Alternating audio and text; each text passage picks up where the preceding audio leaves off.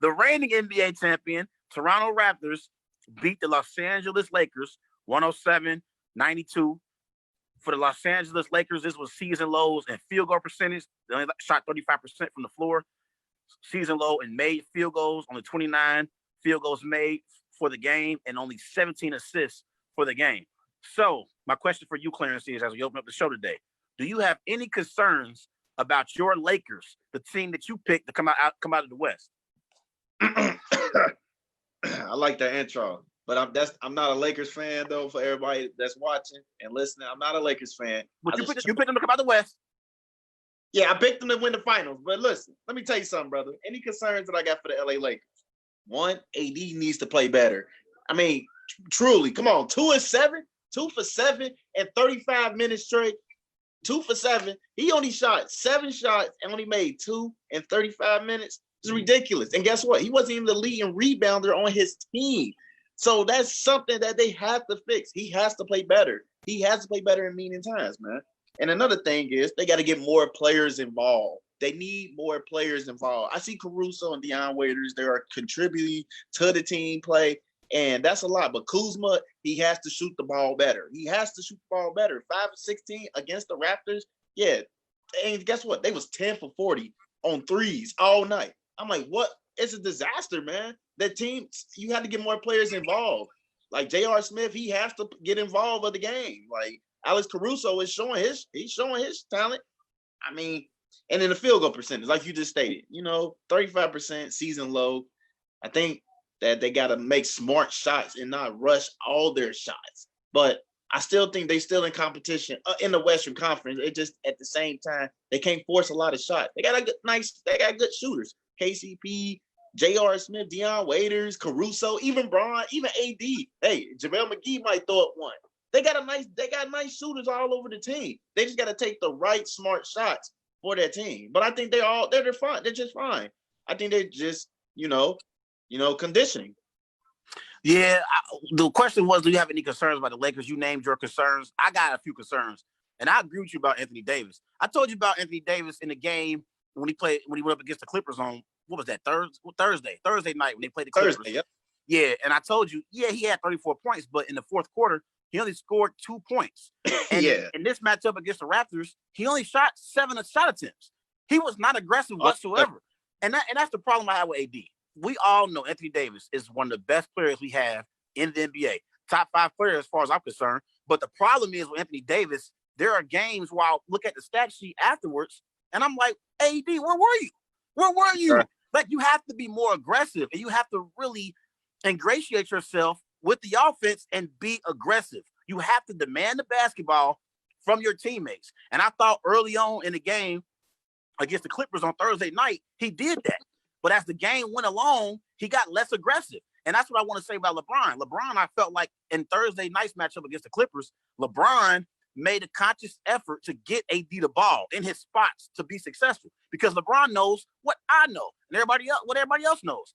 In order for the Lakers to win the championship, it won't be because of LeBron James. It's going to be because of Anthony Davis. Anthony Davis has to do a better job of asserting himself and being more aggressive on the offensive end of the floor, because that's what it's going to take for the Lakers to get what they want to get to and reach their ultimate goal of winning the championship. Because majority of teams in the NBA, they have no answers for Anthony Davis. You can't stop AD once he gets it going. And he had it going those first 3 quarters against the Clippers. And against the Raptors on Saturday night, he just didn't show up. He didn't show up.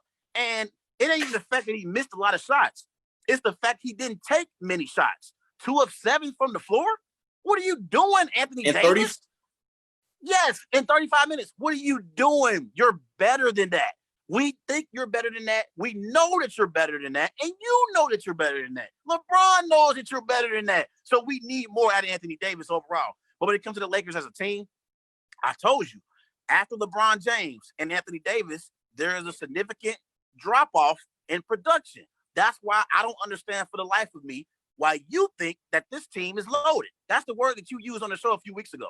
You said this Lakers team is loaded. Instead of, I think the better word would have been that they have experience. Not loaded. They're not loaded at all. Like they're a top-heavy basketball team. They're very top-heavy. After LeBron and Anthony Davis, there is a major drop-off.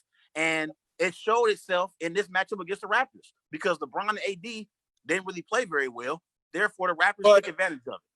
But I did state that the Lakers team are loaded. They're loaded with experience and enough skilled players to get past in the playoffs, man. And before we talk about AD, I want to say this to all the Lakers fans out there.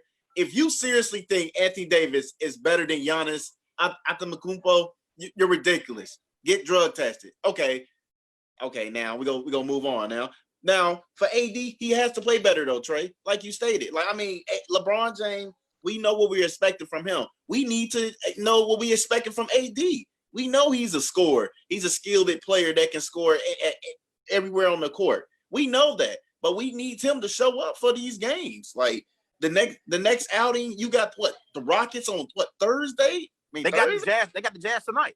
Yeah, they got the Jazz. See, right then and there. You need him for Rudy for Gobert, and them big boys right there. Like, that's gonna be a tough one right there. But yeah, but I think the Jazz been struggling. The Jazz haven't really played well since they've been in the bubble. I don't know if you've been noticing, but they ain't really played well so far. I think their problem is they're not playing enough defense, or they're not getting more players involved though, because it's like a Donovan Mitchell, and Rudy Gobert show down there. But yeah, that was gonna lead us to my next question to you though. Do you believe the Lakers are still favored to go to the Western Conference Finals? No, because wait. Are the Lakers still your favorites to get? Oh yeah. I think the Lakers are the favorites to get to the Western Conference Finals. But let me say something because we're gonna talk about them here in a bit. Let me say this. If you're asking me, do I believe that the Lakers are still the favorites to get to the Western Conference Finals? My answer would be yes, because I still believe Anthony Davis and LeBron James are two of the top 5 players we have in the NBA. So I'm going to bank on Anthony Davis and LeBron James' production to carry the Lakers once the playoffs start. So I think once the playoffs start and everything settles down and you got to beat a team 4 out of 7 times in a week. I think the Lakers will be just fine because they have LeBron and Anthony Davis, a dynamic duo that I believe is unstoppable when they have it going. So I still think they are the favorites to get to the Western Conference. But you already know I got the Clippers beating the Lakers in the Western Conference Finals. This is the problem now. The Lakers are loaded with veterans that's been in the playoffs numerous of times. They got players that was on championship teams. What you forget? Rondo, J.R. Smith, JaVale McGee. I mean, those players are going to be more critical. Danny Green. I mean, them players going to be critical in the playoffs, man. I think you're really underestimating these players that I just named, that they're not going to make a big force in the playoffs. I truly believe they're going to beat the Clippers if they play them in the Western Conference. If they play. So let me ask you a question. We talked about the Clippers on Friday, and I told you, I'm gonna make a point, and I want to get your response on this. On Thursday night, the Clippers played the Lakers without 2 of their best 4 players, and Montrezl Harrell and Lou Williams, and they only lost to the Lakers by 2 points. In that game, the Clippers turned the ball over 20 plus times. So in that matchup, the Clippers didn't play their best, and 2 of their best 4 players were out, and they still only lost to the Lakers by 2 points. And you believe that Lakers team can still beat the Clippers in a 7-game series? Yes. I truly believe that. I think they're more experienced than that Clippers team. The players I just named, man, they don't go be playing critical roles. They go play critical roles that they already been playing. I truly believe the Lakers is like the team to beat in the West, man. So can I ask you a question? When you say experience, I think playoff experience would matter more if we were in a regular situation, not in the bubble in Orlando. Stay with me. If we were playing like how a normal playoff format would be played, where teams are flying in and out and going all over, from city to city and, night to night, I think that would be a situation where you can say that playoff experience would give you an advantage. But in this particular playoff format, in the bubble in Orlando, I don't think playoff experience is going to matter as much because you're all in one. You're all. Hold on. Let me finish. You all in one setting. You're in one setting. You're not going from city to city, getting on the airplane every night and going back home, or getting on a flight going to the team, the other team that you're playing against. You are in one setting. Therefore, I think it's going to be a situation where not only with the Lakers and Clippers, throughout the whole entire NBA playoffs, I think there are going to be a lot of upsets once we get to the playoffs. Yesterday, Clarence, I watched the Celtics dominate my Trailblazers for 3.5 quarters. Bad. All of a sudden, when the fourth quarter came and it was Dame Dollar time, the Trailblazers were winning. The Blazers had a chance to win that game yesterday. It ended up being a good game. Then we saw what happened with the Rockets and the Bucks. We're going to talk about that here in a minute. I think it's going to be some unusual outcomes once we get to the playoffs. And it wouldn't surprise me if a team beats another team that may be better, but because we're in the bubble, it's going to be an upset because it's just so many different variables. There's so many different things that's going on. This is unusual. Can I say something before we move on? I think the playoff experience is still gonna be well played enough in this playoff. Let me tell you why. Because you're right. They don't have to deal with that animosity from the fans and traveling. It's like playing in an open gym with people in the crowd, but they virtual.